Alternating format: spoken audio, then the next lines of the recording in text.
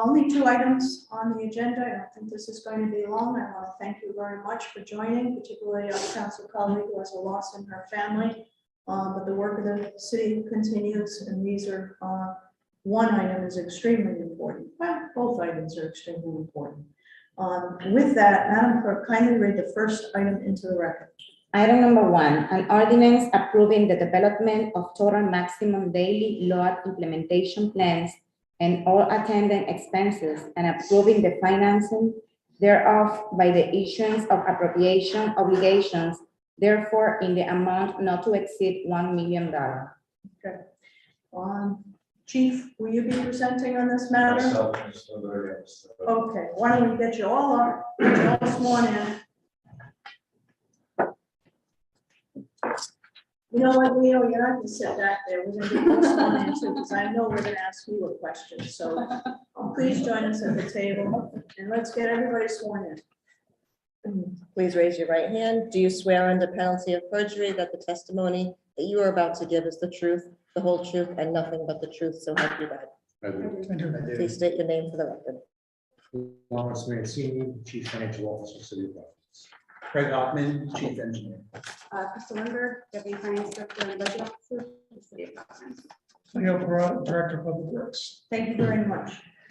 Who will begin the presentation as to what is before this honorable body? Madam Chair, thank you for that opportunity. You and I have spoken previously, and I appreciate you putting this matter on the docket. It was first introduced on September 1st, and appreciate the council giving this consideration.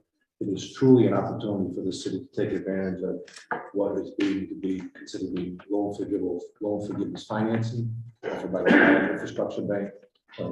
Mr. Hoffman has prepared a memorandum that was considered as part of that package when it was first scheduled at the September 1st meeting.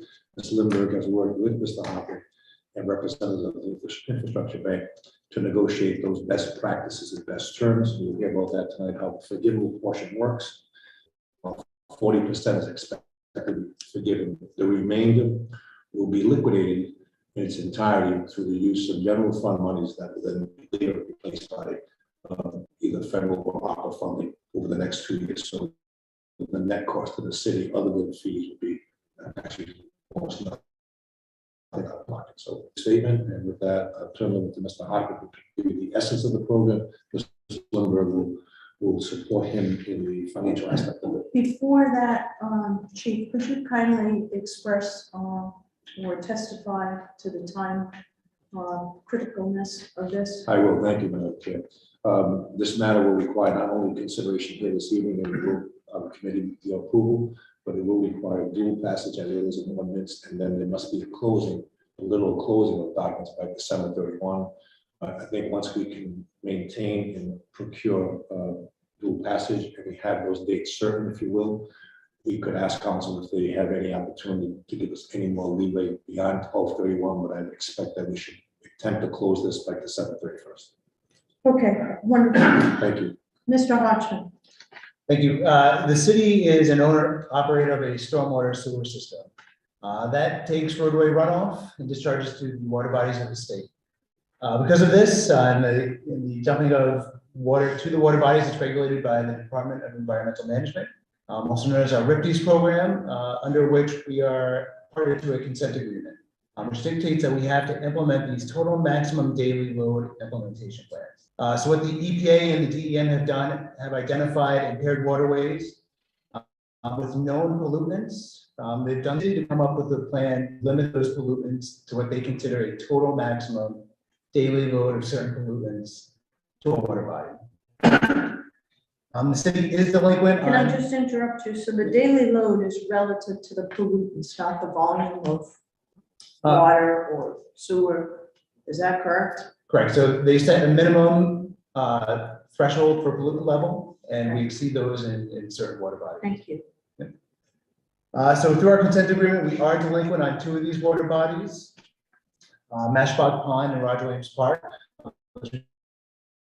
sometime in 2020. We have another 2 that are coming due at the end of the Hospatucket River and the West River. So in March of 2022, the Department of Environmental Management solicited projects for the Clean Water State Revolving Fund project priority list. To my knowledge, this is the first time that the city has applied for, to be placed on this list, which makes them, which makes the city eligible if selected for a number of different programs. After we had submitted that, the Rhode Island Infrastructure Bank responded back to us to identify us as a potential partner. Due to us being a low-income city, as they classify that, which opened up the opportunity for 40% loan forgiveness, as the Chief Financial Officer just stated. So this is what we've been working toward. We've been working with RIB and DEM for the past 4 months and developing an RFP, getting that approved and getting all the necessary steps implemented to close and to get this work done. This is where, before you're here tonight. Thank you.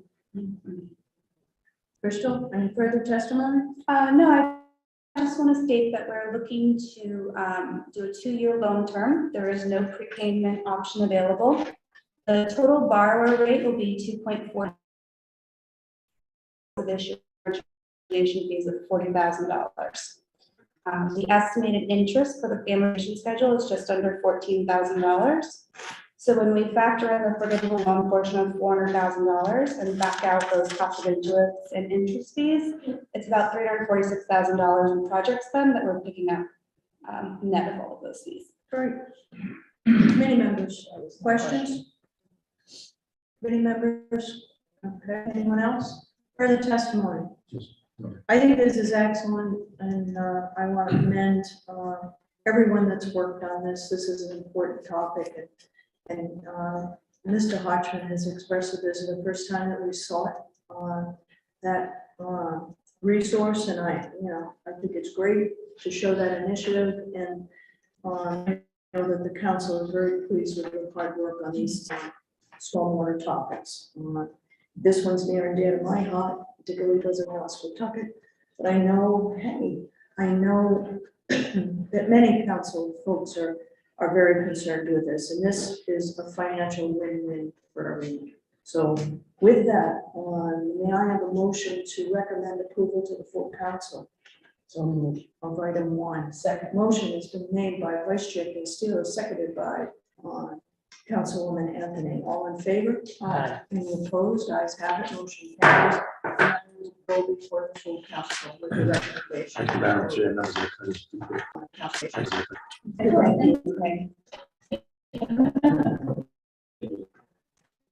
Item 2, Madam Clerk, can you please read item 2? Number 2, discussion related to capital improvement. Okay. Related to capital improvement in paving projects work. Who do we have here? We have Craig Hodgman, we have Director Barata. I'd like the record to reflect that we also have with us Councilwoman-elect Shelley Peterson from Ward 14. Thanks for joining us, and we look forward to working with you in the coming term. Okay, so Craig, I wanted to get a update on paving. I know that a lot of council folks have had questions, concerns raised about the paving projects that have been undertaken in the city of Providence basically over the past few years. This isn't just a 1-year ask. So I asked you to come before this body to talk about what's been done, why it's been done, what the methodology has been, as well as what our needs are go forward. So please take away. And I know you have some presentations, and if you'd like to hand them out, the clerk can assist you in accomplishing that.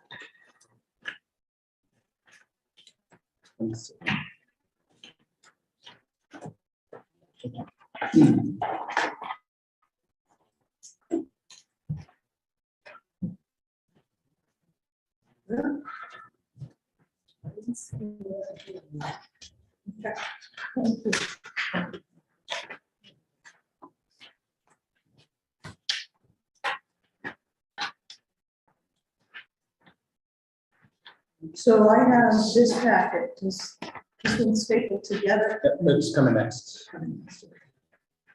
This is another one. Yeah, that's-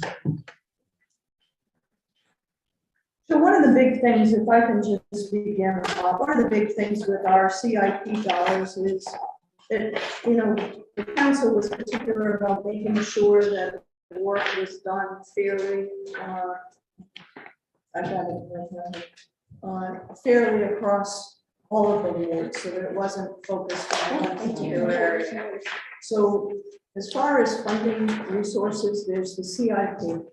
What other funding resources do we have? We've had bond pavement project funding. What else exists? For city funds, bond funding is all we have. Bond funding is all we have. That's right. We also have projects that are undertaken by National Grid or our utility providers that repair the road. That's right. That's right. So city funding is typically bond funded. Yep. In the past 10 years, I can recall a general obligation bond in 2013. Yep. And two bond initiatives through the Providence Public Building Authority, 2017, 2020. You're right in stating that, yes, since 2020, utility projects are now required, depending on what type of project that is, to restore a road by paving curb to curb, Curb to curb. depending on the Could you say project. that again? So utility project work is now required since 2020. I don't want to testify for you, but please affirm that. Yes, on the larger capital type improvements, like a gas main replacement with associated service replacements, that would warrant a curb to curb paving. Okay. There's other smaller projects At the cost of the utility, that cost the utility, that's right, and that's been in place since 2020. correct. Okay, I'm going to ask you to testify how much of that has been done, but I don't want to interrupt. It's Yep, your so presentation, so. A couple take it other away. ways, the Department of Transportation, RICTA have projects that come through the city, which may involve road paving of different widths, different lengths, again, all project dependent. Some councilors choose to use some of their discretionary funds, like neighborhood infrastructure funds or CDBG funds to pave as well. And that's that is paving in the city of Providence today. Okay. Awesome. And the CIP dollars, have all of the CIP dollars that we have approved been utilized today? We're about 95% spent. We're gonna have a couple hangover projects into next year due to some sewer issues that we're addressing this year. Some utility conflicts that have forced us to defer to next year. But we should be significantly complete by end of spring 23.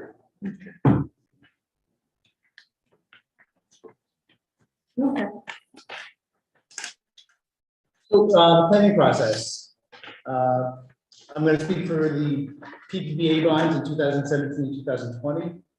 Working with the administration, they felt very strongly that at a minimum, $750,000 per bond issuance was allocated as a minimum to each ward. That was their way of spreading equity throughout the wards to ensure that minimum investment. That's about 57% of the total $20 million allocation. And was that dollar amount? It was per ward, not the size of the streets or the road surfaces in the ward. It was a flat 750 regardless of road surface. That's correct. Okay, thank you. Which left the rest of those funds as discretionary funds for public works, and again, working with councilors to identify some needs and common needs, department and the city. We tend Have to, all those dollars? Okay.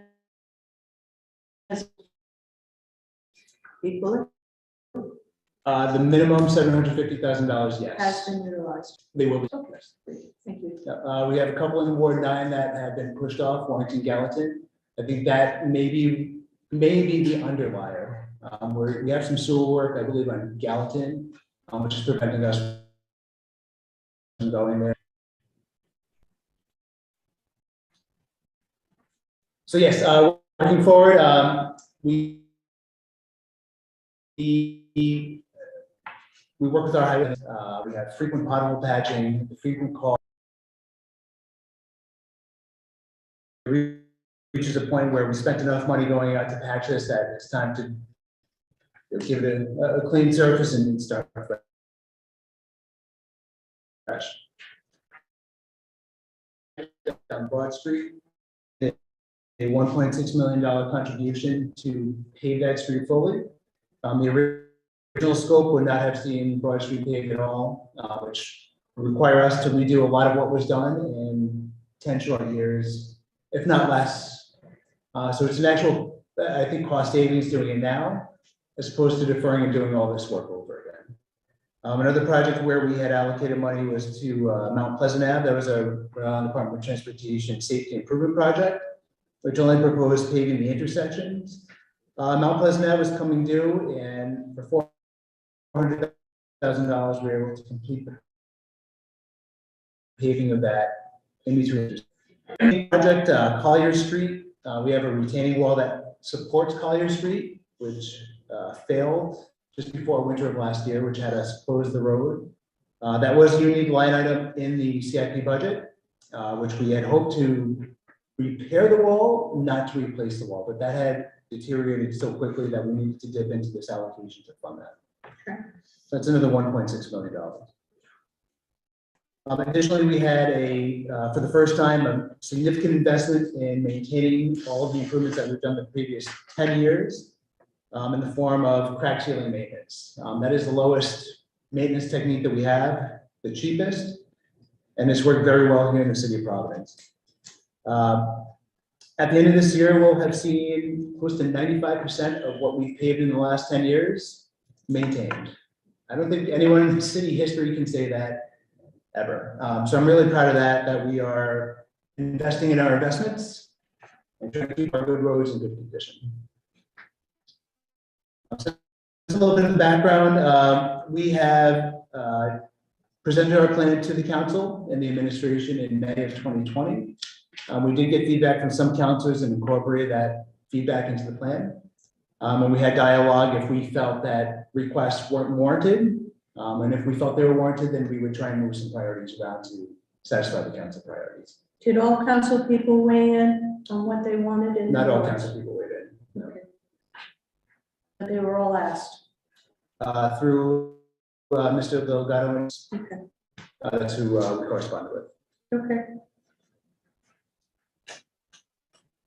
So that's where we are with planning. We in utilities so that we're, the next year with a capital improvement project of their own. In an ideal world, maintaining our different classes of assets. Sometimes an asset that they think is in good condition, maybe pretty quick. And that's where we have some of these conflicts that are very evident on the street that we can't necessarily avoid. When you refer to paving, I know you spoke about maintenance and crack sealing and all that. Is that covered, is that under the umbrella of the term paving? Or is paving strictly putting asphalt down? I consider paving to be asphalt down. We create a paving and maintenance plan, which is what we share with the council. Okay. All right, what about utility paving that has been done? Because there's been a lot of that, and I'm excited to see that, believe me. But, So if we look at the first map in your package, this is showing the past 9 years of paving progress throughout the city. this, The map. Yeah. Sure. This is going to walk you through those three unique bond initiatives that we have. The lightest paint going furthest back to the darkest red being the current bond initiative we're under today. By others. Those are the utility projects done by RIPTA and DOT, as well as Parks Department or Planning Department project as a paved road. That's what we show there. It's a pretty good assortment throughout the city. It kind of surprises me when I look at this map and realize, wow, we've done quite a bit over the past 10 years. we surely have. What stands out though is the utility work in all one location or a lot on the east side. Yeah, so this is a bit deceiving, yes. I don't disagree. We do show a lot of the northeast corner. Northern Ward 3 was Narragansett Bay Commission. They were under their own consent agreement with the department, with the DEM regarding stormwater. And that also included gas and water replacements in those streets. As we work a little bit further south, that's Providence Water and National Grid Gas together working. Since the passage of that Fair Share Roadway Act, which dictates that full curb to curb restoration, that's where we're starting to see these projects fill in. It should be noted that under previous bonds, where we show red and pinks, yes, there was coordinated utility work, but we were the entity that took that on, and we bear responsibility for that after, which is why we display that as our work, not necessarily. Torn up by the utilities.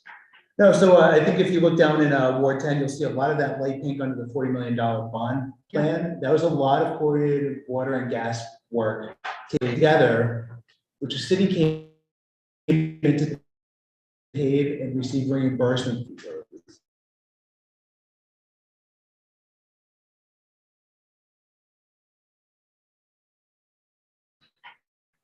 Take care of drain pumps, miscellaneous. Is that things what are has involved. happened on the east side? So that's that big chunk of revenue you see. Okay. We're looking at about a little bit under $2 million of our $20 million plan as being utility reimbursable. Okay. And so we're growing our pay by 10%, facilities and efficiencies. Shown here are active projects and projects. So you'll see that these starting to move around the city. Big investment in Ward 4. Pretty much everything between Charles and Silver Spring. I'm working north, so you'll see that. How am I seeing that? We're not seeing it on the snap because it's Okay, not. we want to see that. So we can- yeah, we There's can a do it. lot on here, but we need more colors. Yeah, I didn't want to overwhelm you with colors, so we gave you the paving minimum. But we can certainly send you a map of planned projects and active projects. I'd like to see this map marked over. I'd like another color that identifies what you're planning to do. Because what I'd like to see is what's happened on the east side, which everyone is raving about, and all of our council people are getting beat up and saying, why is every street on the east side paved curb to curb? And we're looking at cracked streets and broken streets and Yeah. patched streets and, excuse me, half streets. And I've had this conversation with you, Craig, about prior to the 2020 agreement, which pretty much, you know, we all fought for. There are streets that half of them are paved completely. The other half is a complete total. The street as a whole scores higher, and because a portion of it is in good shape. Yep. So those are like in never land. So I would like to know where those streets are, how many of them are, and what the plan is for all of them citywide. I'm not talking ward by ward.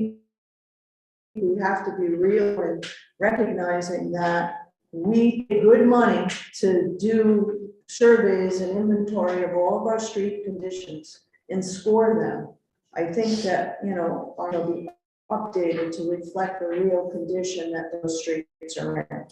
And this work that was done on the east side, I think, in my opinion, every Providence should be repaid curb to curb based on the damage have done to all of the streets. So we've had some positive So development. here's my question before you go.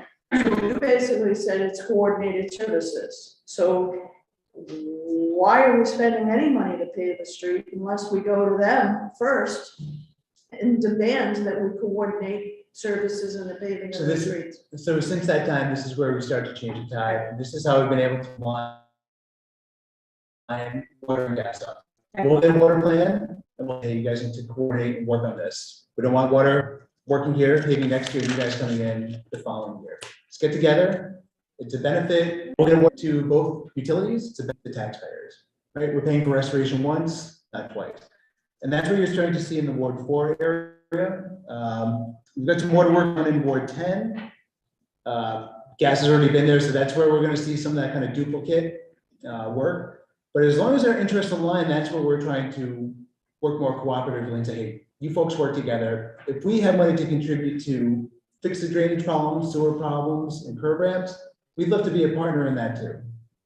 Have you updated the scoring of all of our streets? We have not. 2017 was the last survey that we had done. Okay. I do want to say there's another project up in Upper Ward 11. It's called the Trinity Square Project out of planning. It's seeing it's a combined effort with Rhode Island Housing, City of Providence, and a private developer to develop a lot of vacant properties and abandoned properties. I believe the city's stepping up with $7 million to do public right-of-way improvements like sidewalks, paving, street trees, and lighting. Part of this is getting Providence Water in ahead of time. So Providence Water will be through that neighborhood next year. We're lining up some sewer investigations and things we can fix. We're going to have National Grid in, work on that cooperative effort.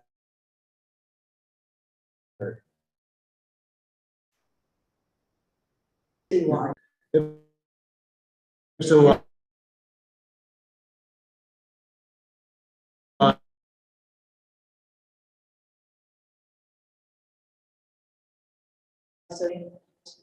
Recently, and street after street is just frustrated that, somebody said, I've lived here for 40 years. My street hasn't been touched in 40 years. I want to know how many streets are that way and what the plan is for addressing those streets. Because it's all well and good to have, you talked about a Trinity project in centralizing, coordinating efforts. That's all well and good. But we need to show some effort across the city on every street. And that's what council people are hearing on a regular basis. And I know that you're doing an excellent job and I have every confidence in you. But we need to spread the wealth, so to speak, and make sure that everyone feels as though their street is as important as a new project, a new shiny project somewhere in the city. So that's kind of what I'm looking for. So I'd like you to update this map with planned work. And I'd love to be able to see that citywide. I'd love to share with you, we're working on a interactive web mapper so the public can have access. I don't want it to be a secret to anyone. I want to have a link on our website, which you can go to and see any planned project, any active project. You've got a point of contact. If you have any questions, you can call us or them. I think part of what needs to happen is also to talk with the utilities and having them understand the need to distribute the work on an equity basis. As we spoke earlier, every asset has its own needs. Parts of the city are older than others for different utilities, and they all run into their own unique challenges. We have to be cognizant of that and understand that.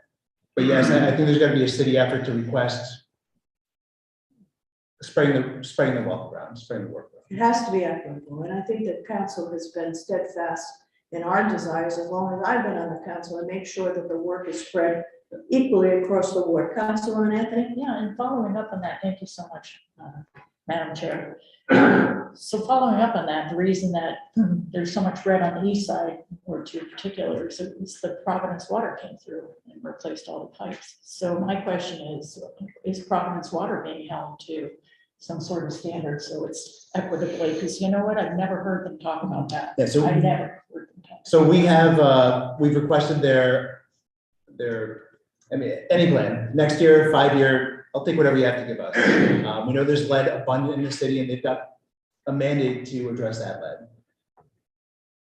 I think that would be great if we could have the council support in reaching out to request that equity throughout the area.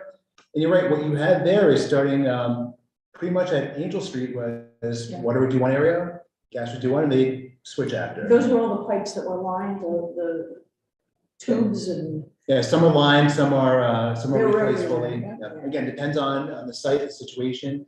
So we want to help. So, and we don't want to be a stick, but we will be if we need to.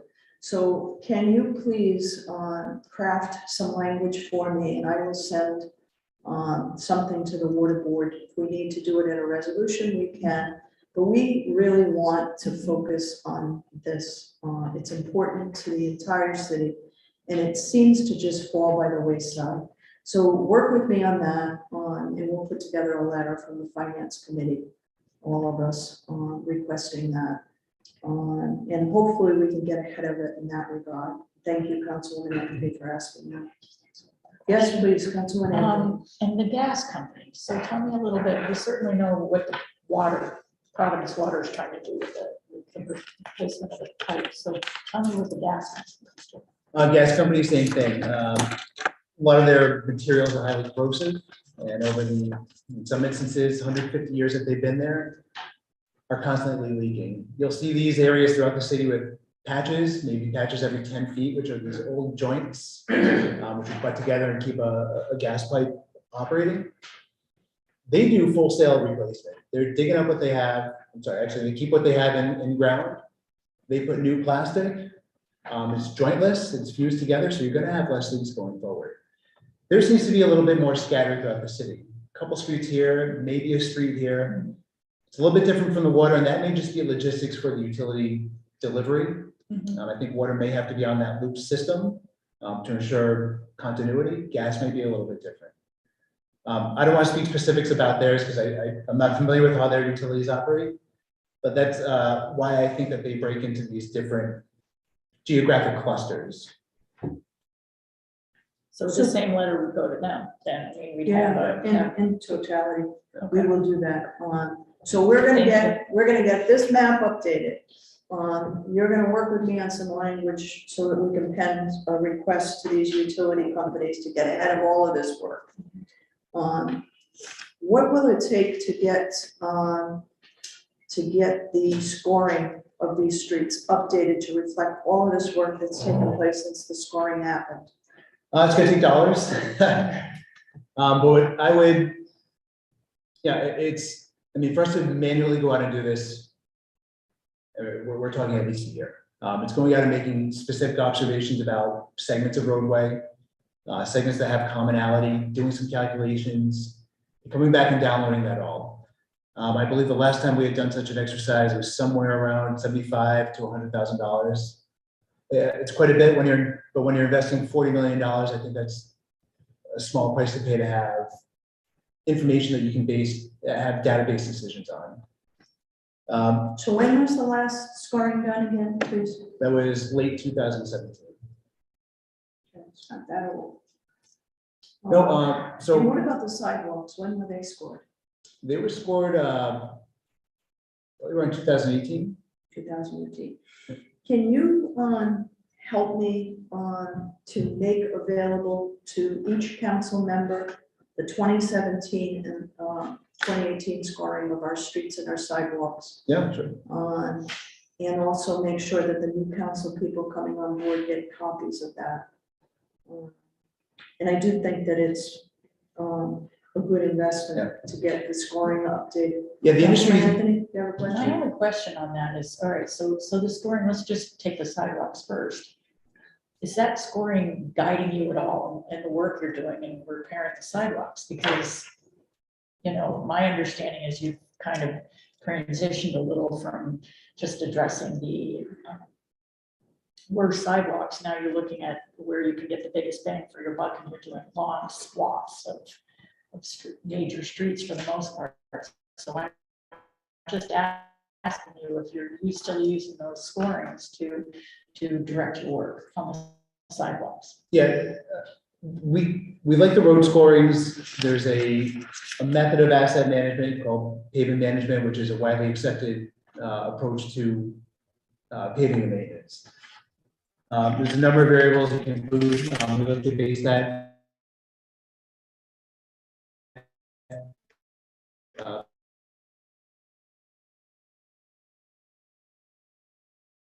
based on the most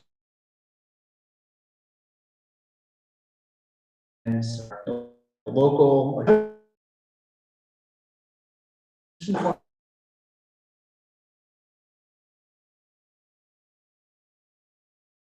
If you density, a radius around transit stops, schools, hospitals, right? Where are we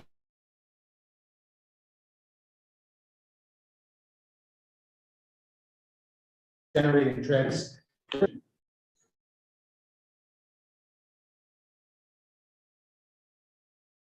Academy have.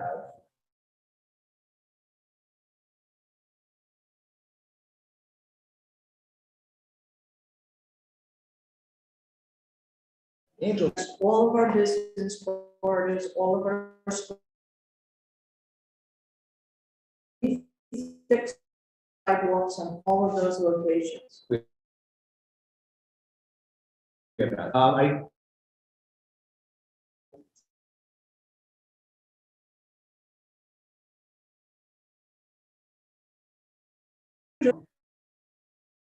But the street giving us the 7.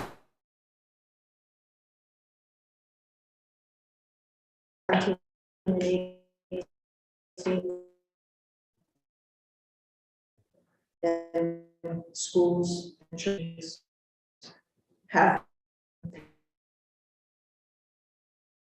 paid and because that be a priority. I'm not interested. Or if we want.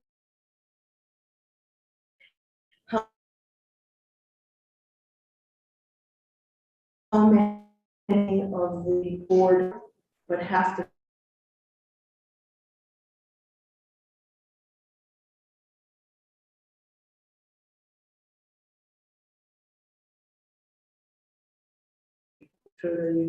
that there's not a lot of people there, but they are people. And it, you know.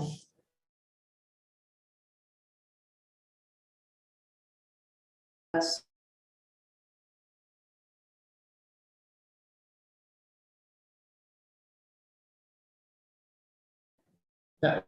Priority sidewalk.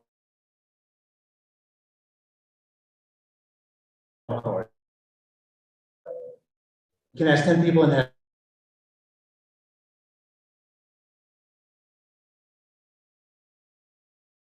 You can ask 10 people and have 10 different answers to where we're working. I'd like to spend a little bit of time and try to help us focus our efforts on those areas that I just mentioned, because that's what I hear from council people all the time. The business corridors, you know, high traffic areas, for both paving and sidewalks. I think And then when, also those sidewalks that are at 90-degree angles. Yeah.